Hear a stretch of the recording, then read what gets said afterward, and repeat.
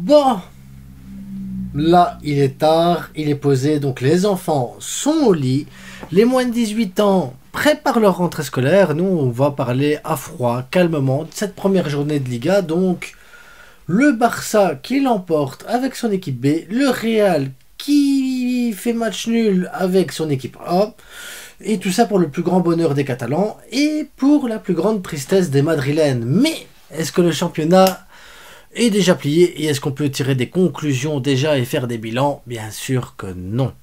Et on va en parler après ce petit générique beau et mignon, à condition que vous likez la vidéo.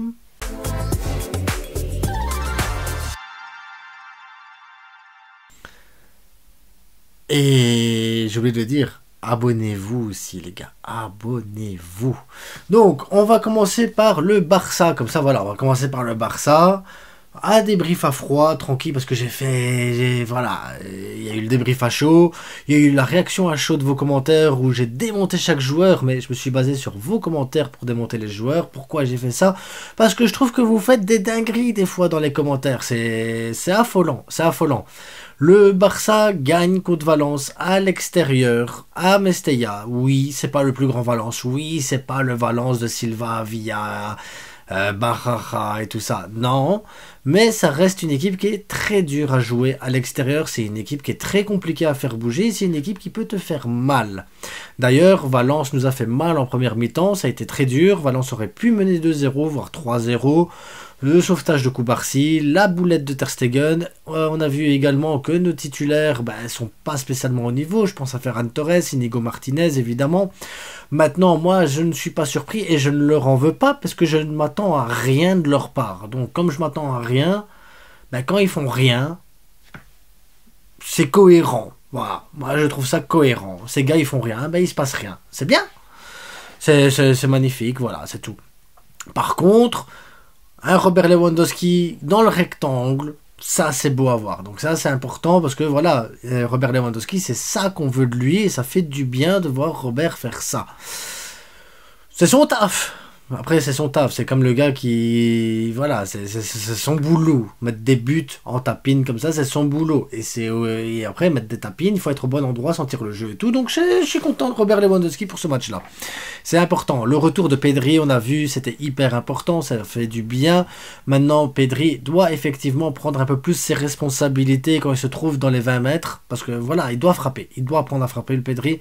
Et il l'a fait avec l'Espagne avant l'Euro. Il a marqué 2 buts comme ça. Et il sait le faire. Donc, il doit le faire. Il n'y a pas de... Il doit le faire. Surtout que tu perds des joueurs, tu gagnes des joueurs, tu as des trucs, voilà. Tu joues avec des enfants de 19, 20 ans sur le terrain. Je pense à Baldé, il est jeune. Il a fait un bon match, Baldé. Beaucoup de gens l'ont critiqué, mais j'ai trouvé que Baldé avait fait un bon match. Maintenant, il doit faire encore un peu plus d'appels. Il doit être un peu plus présent physiquement. Il doit faire un peu plus de choses. On est d'accord. Mais pour une reprise, ça fait 1 an qu'il n'a pas joué. Une reprise, c'est pas mal du tout. Koundé à droite a fait son taf. Je l'attends toujours plus haut quand même pour aider offensivement les joueurs. Mais après, défensivement, il a apporté...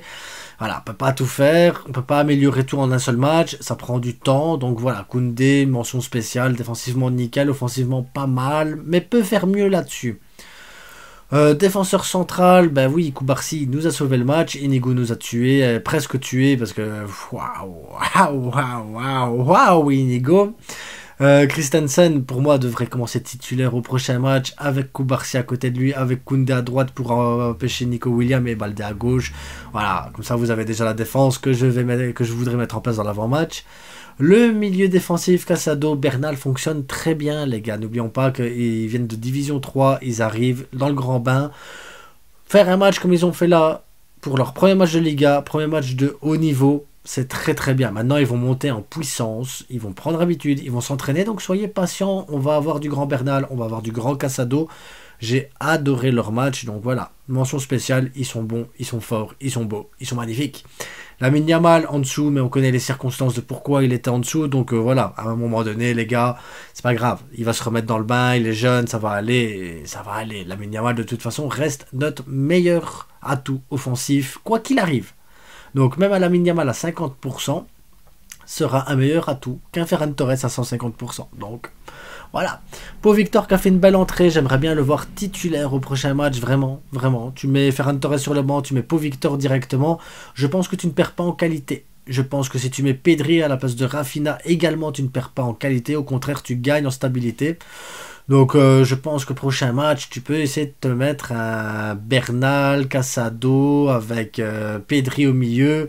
Tu mets un Pau Victor sur le pressing, sur le côté de Baldé. Tu mets à droite Lamine Yamal dans l'axe, Robert Lewandowski.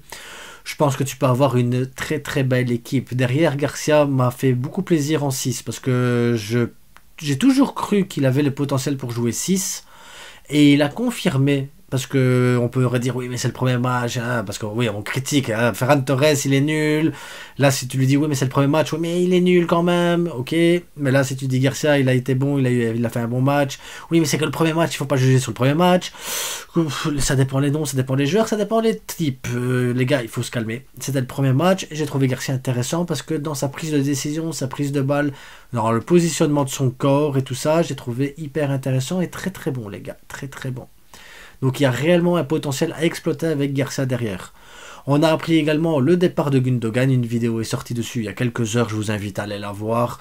Je donne mon opinion sur la direction. Parce que la direction est merdique. Et c'est ça qui est fou, c'est que heureusement, les joueurs arrivent à nous apporter du bonheur, parce que si tu devais attendre la direction... Mais bon, hâte que Gavi revienne, parce qu'un Gavi au milieu de terrain à la place de Casado... Ça serait encore différent. Hâte qu'on ait un jour un numéro 6, parce que Bernal ne va pas faire toute la saison numéro 6. Le gamin, il a 17 ans. Il faudra faire attention à ça, à bien doser. Tous les temps de jeu de chacun, de chaque joueur. Frenkie, on attend aussi son retour. Il y a, voilà, il y a pas mal de trucs aussi. Il nous manque des joueurs. On a réussi à prendre les 3 points. Pendant que le Real Madrid perdait 2 points face à Majorque. Ou que Majorque ait perdu 2 points. Parce que très franchement, Majorque aurait pu... à un moment donné, prendre le dessus clairement et finir même avec 3-1 au score. Hein. À un moment donné, quoique s'ils mettent le 2-1, je pense qu'ils jouent en bloc bas et ils ne bougent plus de là. Mais Majorque a eu les possibilités et les moyens d'aller gagner ce match contre le Real Madrid. Clairement. Même si la première mi-temps du Real Madrid était pas mauvaise. Parce que la première mi-temps du Real Madrid n'était pas mauvaise, à part les 10 premières minutes qui étaient très poussif du côté du Real et très intense du côté de Majorque. Majorque a joué au football. Majorque tactiquement a été très bon et a fait son match. Maintenant le Real Madrid, ben voilà, je vais pas refaire le débrief que j'ai fait là pendant 1 heure. Il manque Kroos, il y a un problème d'équilibre. Mbappé, Rodrigo, Vinicius, tous les 3 souvent à gauche. Mendy, ben, il apporte pas offensivement, mais en même temps, vu toute l'armada offensive, tu te dis que Mendy ne devrait pas trop monter, donc il a bien fait. Il y a des trous en défense. Militao, son placement est approximatif. Tchouaméni, c'est le fantôme de Tchouaméni que le Real a actuellement. Mais en même temps, est-ce que Tchouaméni a les qualités pour prendre la place de Kroos, prendre les responsabilités, tout ça? Je ne pense pas. Je pense que Tchouaméni a besoin de quelqu'un pour prendre les responsabilités et lui d'être dirigé pour faire les choses bien. Parce que Tchouaméni n'est pas un mauvais joueur, loin de là. Je pense que c'est un très bon joueur, Tchouaméni. D'ailleurs, je pense que s'il était au Barça maintenant, il y serait titulaire. Là, maintenant. Tant qu'il n'y a pas les blessures. Tant qu'il y a les blessures. Je pense qu'il serait titulaire. Donc voilà. Il y a des joueurs comme ça. Tu dois... Voilà. Maintenant, le problème, c'est la gestion du Real Madrid. Comment faire pour qu'ils retrouvent leur équilibre et tout ça. Ancelotti, voilà. Beaucoup de gens ont leurs idées, leurs trucs. Modric, tu le mets à la place de Kroos. Tu reviens avec ton milieu à 4. Tu fais tourner, tout ça. Moi, j'ai pensé à un autre truc. Le Real Madrid, si pour l'équilibre, hein, tu sacrifies Bellingham. Et là, vous allez me dire, comment tu peux sacrifier Bellingham? Toi, t'es vraiment un anti-madrilène de merde. Ben écoutez, je vais vous expliquer tactiquement vite fait. Tu mets ton Thibaut Courtois au goal, qui est vraiment fort, Thibaut Courtois. Défense, tu bouges à rien. Militao, tu mets Rudiger, tu mets ton Carvajal, tu mets Mendy, voilà, t'as ta défense, c'est bien, c'est joli, c'est mignon, c'est stable. C'est la défense que t'as eu tous les ans, et ça bouge pas, comme ça, t'as pas de problème d'équilibre en défense. Tu mets Bellingham à la place de Kroos. En point de basse. Parce que Bellingham sait défendre. Bellingham a le moyen de lancer des longs ballons. Bellingham a la vista. Il sait défendre. Il sait attaquer. Il sait se projeter. Il sait tirer de loin. Il a un très très très très bon jeu, Bellingham. Maintenant, c'est le sacrifier offensivement, Bellingham. Mais c'est pas si grave que ça. Parce que à droite, tu mets ton Valverde qui monte habituellement sur le côté droit, qui fait box-to-box, qui couvre les montées de Carvajal, qui va même aider au deuxième poteau. Bref, voilà, Valverde continue à avoir ce rôle de Valverde comme les autres années. À gauche, tu gardes Tchouaméni ou Camavinga. Moi, je préfère Camavinga du côté du Real parce que je trouve qu'il peut couvrir les montées d'un défenseur qui peut être capable de monter. Il fait aussi du box-to-box, c'est un peu un profil à la Valverde avec un peu différent, mais voilà, vous m'avez compris. Bref.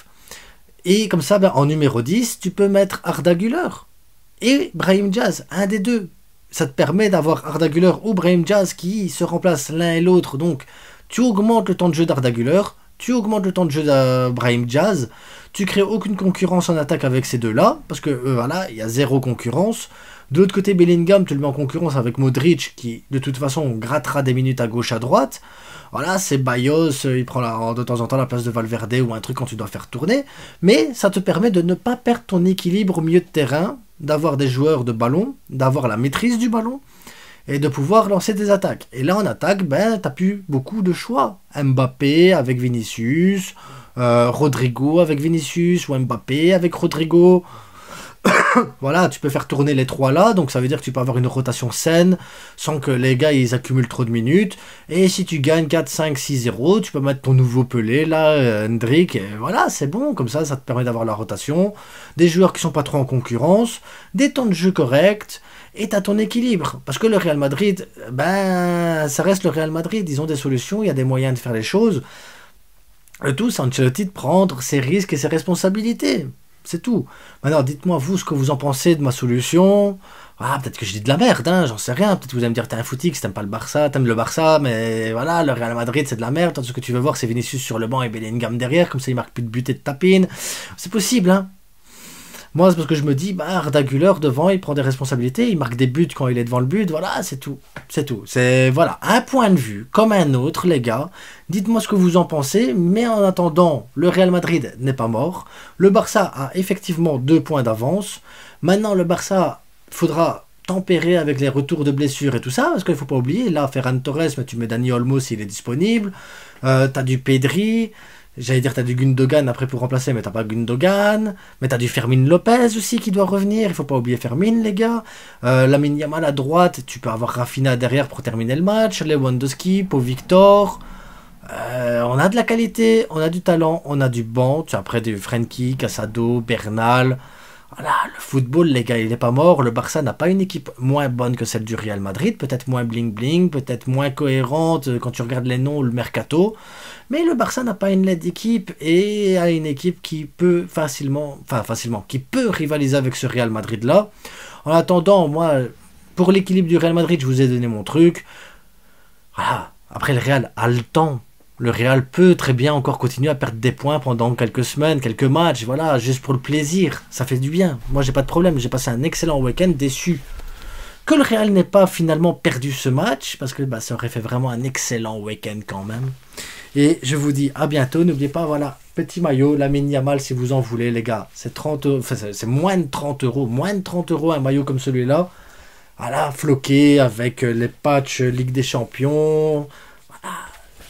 Levestierstore.com, tout est dans la description. 10% de remise avec le code promo. Et le code promo, il s'appelle comment? Il s'appelle la frite. Et ouais, ça c'est le code promo. Donc, faites-vous plaisir. Les maillots, ils sont beaux, ils sont magnifiques, ils sont extraordinaires. Et il est beau, Pedri. Et il a la classe, Pedri, quand même. En attendant, n'oubliez pas, le plus important, c'est que du foot. Donc, merci à vous de ne pas vous disputer dans les commentaires. Restez respectueux. C'est ça le plus important, les gars. Portez-vous bien. Et comme je vous l'ai dit, c'est que du football, les gars. Prenons du plaisir dès qu'il y a moyen de prendre du plaisir. En espérant que la semaine prochaine, on fasse un débrief du Vallecano. Rayo Vallecano. J'espère qu'on va faire un bon débrief d'eux. Bon. Ciao.